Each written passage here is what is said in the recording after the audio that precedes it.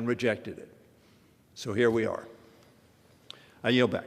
Well, first of all, that wasn't the opportunity that we asked for, and I think the majority leader knows that the minority leader put a number of other issues on the table that he wanted to be included in that review, and those were rejected. They were rejected by the Speaker. They were rejected by the majority. The majority leader will have an opportunity, but there were a number of things you said, I think, that need to be cleaned up because they're just not accurate.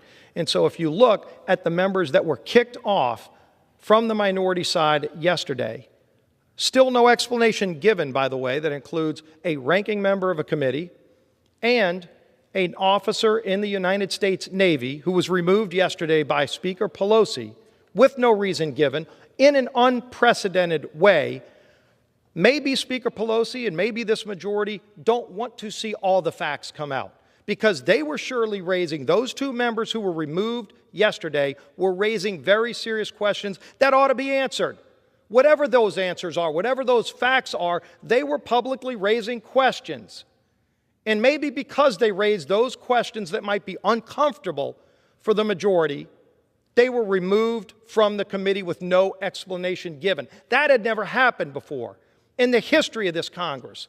So again, if you want the facts, don't sit there and say that you want the facts if you're going to remove people who are trying to get facts, who are raising serious questions that should be answered. They raised them publicly, and they were going to raise them in the committee, and maybe because they were going to raise those tough questions, they were removed by the Speaker. Members of the minority who were removed by the Speaker. I don't know if that's the new precedent that the majority leader wants to see in the future, but I'll tell you, since the gentleman likes quoting Liz Cheney, I will read this quote from Liz Cheney. Quote, "Speaker Pelosi and the Democrat majority have no business determining which Republicans sit on committees." That is from Liz Cheney, if the gentleman wants to quote. Is that a quote about Ms. Green? That is a quote about Ms. Green, but it's a general quote about whether or not, whoever it is. You can go down your list. By the way, there are members of the majority who were on that committee who voted on January 6th to reject electors. Maybe not this year's January 6th, but as the gentleman knows, every Republican president this century has had Democrats on this House floor object to electors being seated, including multiple members of the January 6th committee on the majority side. They weren't removed. In fact, they were appointed by the Speaker. Yet two of our members who raised very serious questions about facts that should be answered, wherever those answers lead, were removed because maybe the majority doesn't want all the facts to come out. Maybe they only want a certain narrative to come out. That's not an investigation. That's a kangaroo court if that's the approach that's going to be taken. But the action taken yesterday by the Speaker, the unprecedented action, undermines the credibility of that commission, and it's a shame for the institution because the members we appointed were going there to find the facts, to help participate in finding the facts, and clearly that's not the interest now of this committee. That was exposed yesterday in the Speaker's unprecedented action. It's not something that this institution, whether it's Republicans running it or Democrats, and as the gentleman knows, that pendulum swings both ways, but never before this year had a majority removed members that minority leaders submitted for committees. It's just not what's happened in this institution, but now it seems to be the norm because maybe some people that are asking tough questions are asking too tough of questions that this majority doesn't want to be answered. Kind of why this majority won't have a hearing on the origins of COVID. In fact, it was Mr. Jordan who, along with myself and others, has raised serious questions that have been backed up by many medical experts around this country that COVID-19 very likely started in the Wuhan lab and was leaked out. Medical experts from every walk of life have looked at the genetic makeup of this COVID-19 virus and said it couldn't have been transferred from bats to animals to humans. In fact, it was likely modified genetically in the lab in Wuhan. And yet there is not a single hearing that's been held by this majority on whether it was gain-of-function research, possibly funded with taxpayer money. All of those questions should be raised, but maybe the majority doesn't want those facts to come out. We should want the facts to come out wherever they lead. So don't pound the desk and say you want the facts when you remove people who are asking questions to get at the facts. Shouldn't be a one-sided question and argument. And I would yield. The legislation we passed said the Speaker would appoint all the members. These members were not kicked off. They never got on. Liz Cheney was asked whether that was the appropriate thing to do, and her response was, so you had her quote, "I agree with what the Speaker has done." Now, the reason she agreed, yes, they've raised questions. And on your side, you wanted to raise questions. You wanted to look at everything but January 6th. Maybe January 6th as well, but you wanted to look at this incident, that incident, the other incident, the incident over here. Are they relevant incidents? Sure they are. But not to January 6th. But why not look at all of it? Not to... I have the time. Gentleman has the time. Clearly, when you were in charge, you didn't look at some of the incidents that happened while you were in charge that were similar in nature. Very frankly, I think those incidents ought to be looked at, not by this commission, because they were incidents that did not involve insurrection, did not involve stopping the work of the Congress of the United States, did not terrorize members of this House. Now, I know that some of you have had pictures taken of you in this House. You look pretty terrified to me. You thought there was something serious happening. And this stuff that this was a tourist visit is absurd. And the issue of dissembling is not new. President Trump put that in an art form. If he didn't like what was going on here, he created something over here with a tweet or a comment or an action that he took. That's the shell game.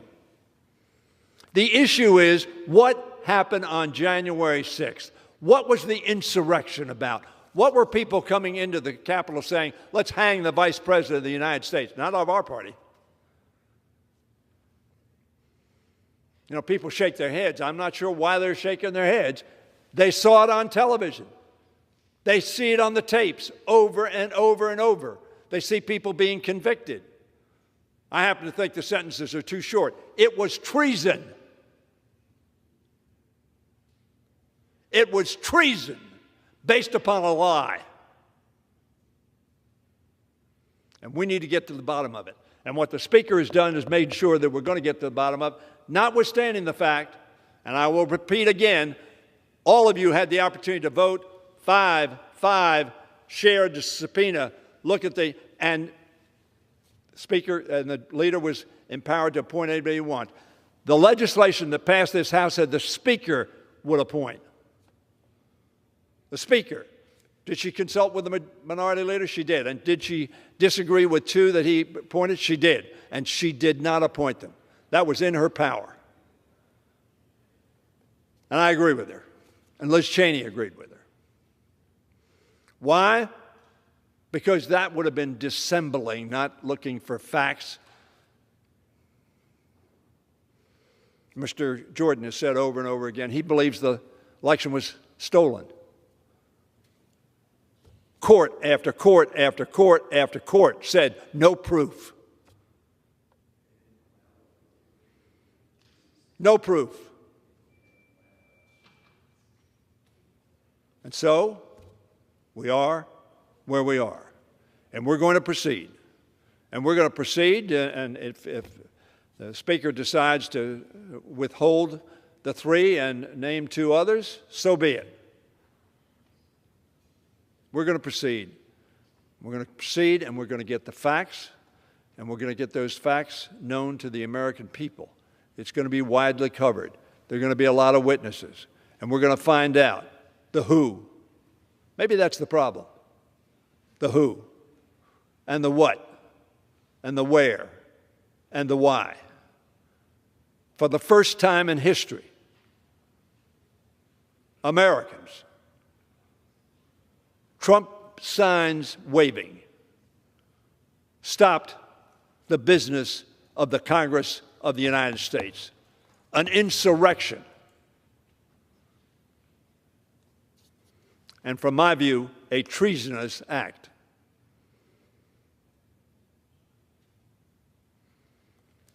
So we're going to proceed. I yield back.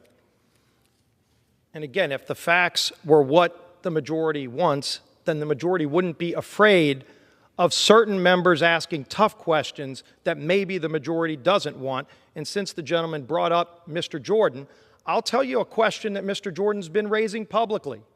One of the questions Mr. Jordan's been raising is why weren't the Capitol Police better equipped when there was intelligence weeks prior to January 6th, that there may be large crowds, there may be threats. Why weren't the Capitol Police more equipped? Were National Guard offered to the Capitol that were rejected? And at what level, if that's the case, were they rejected? Maybe he was starting to ask those questions. Maybe he should have just sat back and not raised those questions until after the committee started, but he started raising those questions. And by the way, they're important questions to be answered, but he won't be able to ask those questions about why the Capitol Police weren't better equipped because Speaker Pelosi yanked him off the committee when he was selected by the minority leader. And you could talk about the power of the Speaker and brag that that's her power. But just because you have the might doesn't make it right. What she did was an abuse to say, I'm just going to choose who on the Republican side I'm going to allow, but boy, if some other members are going to ask tough questions, I have the power to take them off. That's not what power is used for. This House, this democracy, we should want the facts. And if some members are going to ask tough questions, you should want everybody to be asking tough questions. And if the facts lead there, you go there. If the facts don't lead there, you go somewhere else and you ask more tough questions.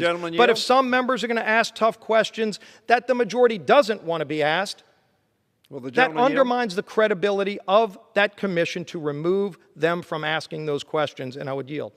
Does the gentleman believe that the 3 members that the Speaker accepted and was willing to appoint would not have asked those questions?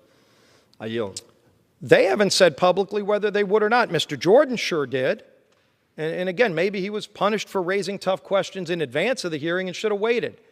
But in the end, those were questions. Sheriff Nels, who was also one of our selections, he was right there with these brave Capitol Police officers, holding down the House of Representatives so the chamber wasn't breached. Sheriff Nels was right there. But again, if the integrity of that commission is now undermined because Speaker Pelosi chose to remove people who were going to ask tougher questions, then ultimately it proves that this is not a commission set on finding the facts. It's a commission set on establishing a narrative, regardless of the facts. That's a disgrace for this institution to go down that road. There's still time to reconsider. I would urge the majority to reconsider how they use or abuse the power that's vested upon them. And I would yield. I thank the